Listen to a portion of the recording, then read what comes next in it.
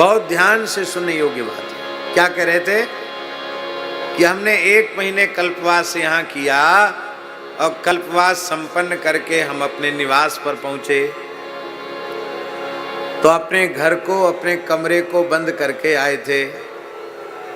खिड़की, जंगला, पर्दा, किवाड़ सब लगा के आए, ताला लगा के आए, चाबी साथ ही लेके आए।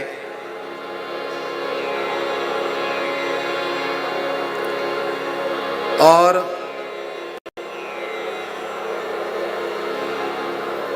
इसके बाद जैसी आपने चाबी खोली, ताला, चाबी लगाई, ताला खोला और कपाट खोले, तो कपाट खोलते ही भीतर आपको धूल के कण दिखाई पड़े। फिर आपने झाड़ू उठाई और धीरे धीरे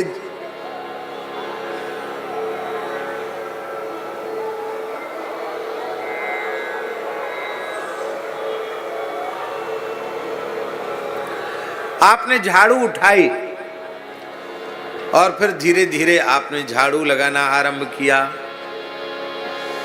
तो उसमें धूल, मिट्टी, कचरा निकलेगा कि नहीं? अब हम आपसे पूछते हैं कि धूल, मिट्टी, कचरा आने के तो सारे रास्ते आपने बंद कर दिए, खिड़की लगा दी, जंगला लगा दिया, दरवाजा लगा दिया, फाटक लगा दिया, पर्दा तक लगा दिए, कहीं से कचरा आने की जगह तो छोड़ी नहीं। फिर इतनी धूल मिट्टी महीना भर में कहां से आ गई?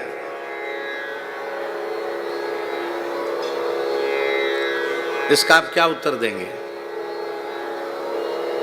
इसका आपको उत्तर देना पड़ेगा कि भले ही हमारी आंखों से दिखाई नहीं पड़ती, पर धूल के छोटे छोटे कण तो वायुमंडल में व्याप्त रहते ही हैं और वे क्रमशः नीचे भूमि पर बैठते ही हैं, फर्श पर बैठते हैं, वही धूल है। फिर उसको झाड़ो तो फिर कचरा सामने आएगा। ऐसे ही हम लोग जो है ना, खुले मैदान के जैसे हैं, कोई चहर दीवारी नहीं, कोई खिड़की, जंगला, दरवाजा नहीं, सारा कचरा, किसी दिशा से कोई कचरा आ जाए, रूप का कचरा, रस का कचरा, गंध का कचरा, शब्द का कचरा, स्पर्श का कचरा, कहीं से कोई गंदगी आ जाए, लेकिन 3 बार 4 बार सत्संग की झाड़ू लग रही है, संकीर्तन की झाड़ू लग रही है, तो खुला मैदान होने पर भी स्वच्छ रहेगा हृदय। और आप समाधि तक पहुंच चुके हैं, स्वात्मानुभूति कर चुके हैं, आपने अपने इंद्रिय गोलक बंद कर दिए हैं। बाहर से रूप, रस, गंध, शब्द, स्पर्श का कचरा अब भीतर नहीं आ रहा है क्योंकि सब द्वार बंद हैं, किंतु भीतर का कचरा कहां जाएगा? उसके सूक्ष्म कण वे तो भीतर पहले से ही विद्यमान हैं, वो कैसे जाएंगे? वे फिर झाड़ू लगाने से जाएंगे। इसलिए कमरे के भीतर भी झाड़ू लगानी पड़ती है। सत्संग, महाराज जी कहते थे, सिद्धों को भी सत्संग परमावश्यक है।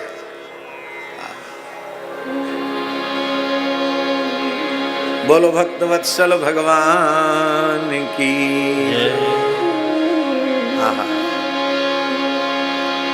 दूसरा साधन है, पहला साधन है सत्संग,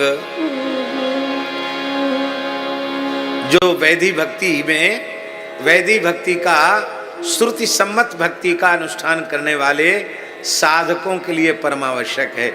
उन्हें नित्य सत्संग आवश्यक है। एक बात हम कहें आपको, आप बहुत ध्यान से सुनना। बहुत से लोग बहुत अच्छे शास्त्रज्ञ हैं, विधिज्ञ हैं, जीवन भी उनका बहुत संयत है,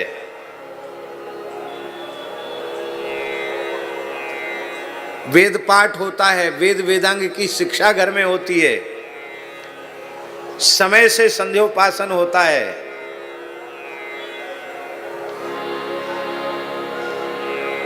इससे उत्तम वातावरण और क्या हो सकता है? कोई कल्पना कर सकता है क्या?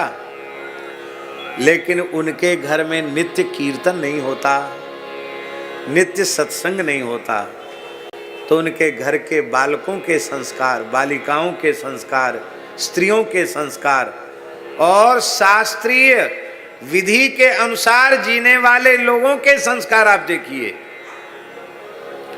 और उन लोगों के संस्कार देखिए जिन बेचारों को वैधि भक्ति का और उस विधि निषेध का उतना ज्यादा बोध नहीं है, कर्म में उनकी उतनी प्रवृत्ति भी नहीं है, अधिकार भी उनको नहीं है, पर केवल प्रेम से भगवान की कथा नित्य सुनते हैं, संतों के चरित्र सुनते हैं, प्रेम से कीर्तन करते हैं, उनका जीवन आप देखिए।